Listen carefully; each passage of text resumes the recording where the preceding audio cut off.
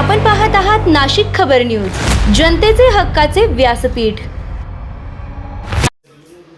नाशिकमध्ये घरफोडी करणाऱ्या सराईत गुन्हेगाराला गुन्हे शाखेच्या युनिट क्रमांक 1 न मोठ्या कारवाईत जेरबंद केलंय। रोहन संजय भोळे, विद्यानगरी, नाशिक असं अटक करण्यात आलेल्या आरोपीचं नाव आहे। विशेष म्हणजे हा आरोपी केवळ नाशिक शहरातच नव्हे तर नाशिक ग्रामीण भागासोबतच बंगलोर, कर्नाटक येथेही घरफोड्या करत होता।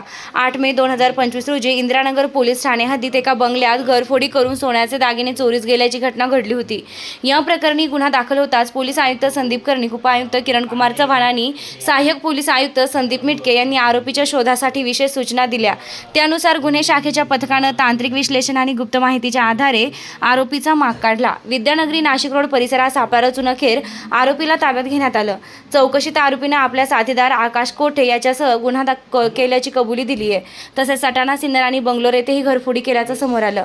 सध्या आरोपीला पुढील कारवाईसाठी इंदिरानगर पोलीस ठाण्याच्या ताब्यात देण्यात आलंय। ही संपूर्ण कारवाई गुन्हे शाखा युनिट क्रमांक 1 चे वरिष्ठ पोलीस निरीक्षक डॉ. अंचल मुदगल यांच्या नेतृत्वाखाली पार पडली आहे।